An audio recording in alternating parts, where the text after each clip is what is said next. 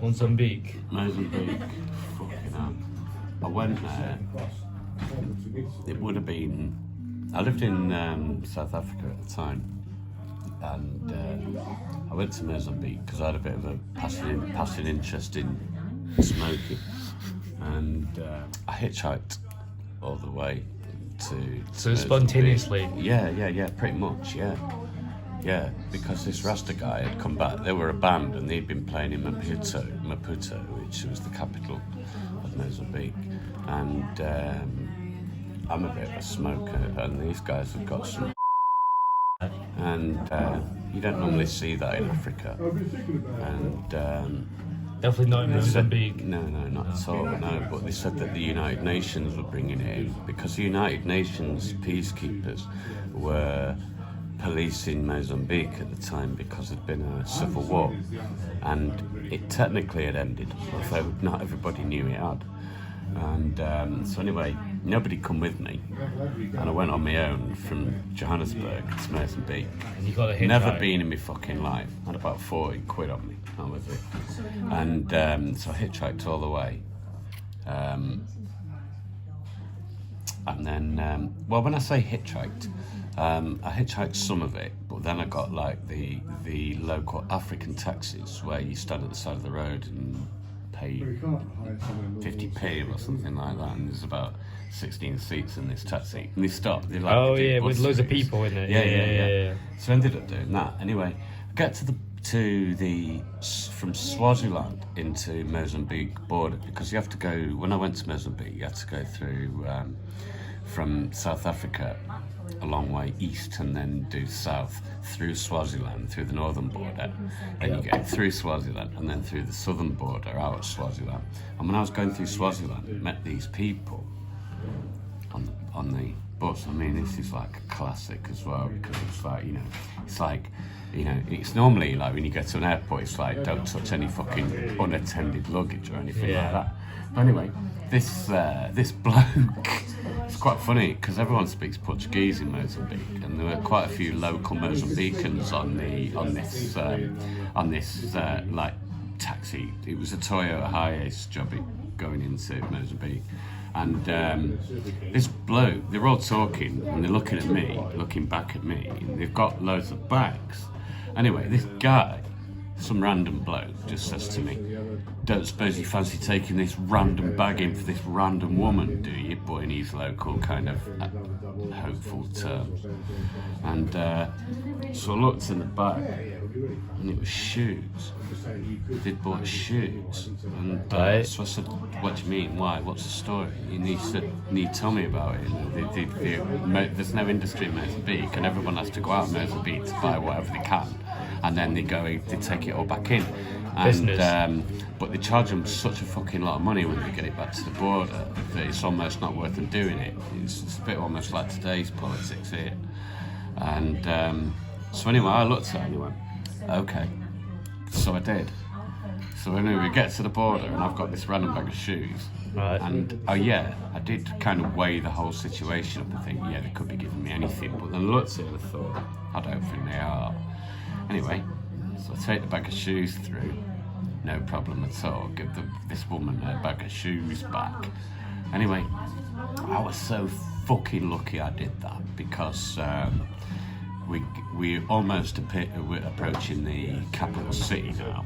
Right. And yeah, brilliant. Yeah. Thank you. Yeah, that was great. Thank you. Thank you very much. Thank you all.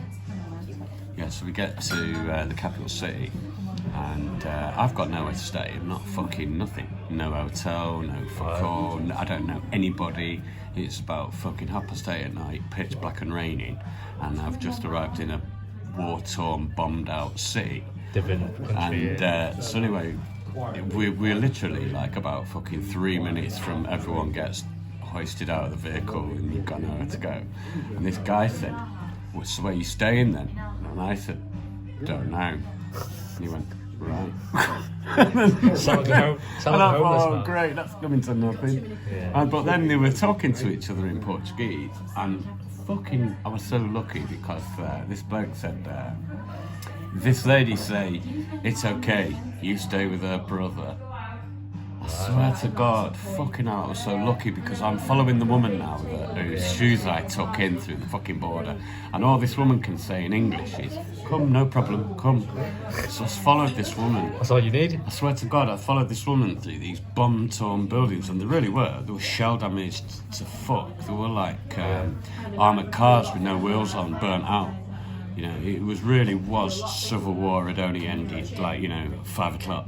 Right. It was like that. And so we get to this house, and it was this small house surrounded by these high-rises, and it was this old Creole family. They were Creole. There was about 10 geezers in this house. I was sat around this massive dining table. This 10? woman, yeah, there's a big family. Wow. Really fucking big family.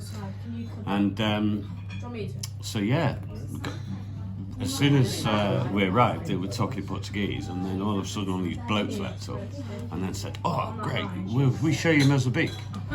And so anyway, I get ushered out to a vehicle, Right. and 3 geezers came with me. So I'm ushered in the middle, one on either side, the driver, a passenger, and then someone jumps on the back, and then off we go.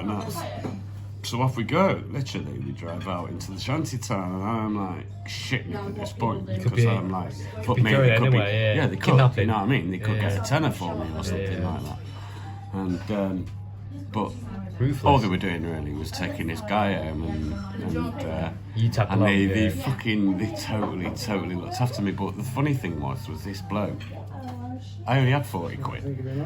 And this bloke was a little bit of a fucking entrepreneur type. And he goes, how much money you bring? And I said, well, I've only got 200 rand, which is South African rand, Yeah. which equated to 40 40 quid. quid. I said, I've only got that. He said, okay, you give me that money and I make investment, and after, when you go home, I give you back. You want to stay a month? And I'm like, no, it's all right, just, you know, a few days. And so I gave him all my money. Yeah. Wow. But then I gave him all 40 quid of it, and he invested it in chickens. He went and bought chickens. And I swear to God, this guy who just went and bought chickens, he fucking... What, live chicken? Or Yeah, they like were. cooked Well, they cooked were at the chicken? time. And then he chopped them all up, and then pulped a load of garlic, and he sold garlic fucking peri chickens on the beach, this bloke, with the money that I'd given him. Wow. And so he turned this money around, and so that was that really. I suppose that's where the story ended. But I ended up. He took me absolutely fucking everywhere. I went all over these places. I never spent a penny on anything. 40 quid. Yeah, and I got me 40 quid back as well at the end of it, because he gave me my all back. Yeah, so anyway, I ended up getting some smoke from the United Nations, and then went Mozambique. back There's- and then back to Johannesburg. Fucking hell. Wow.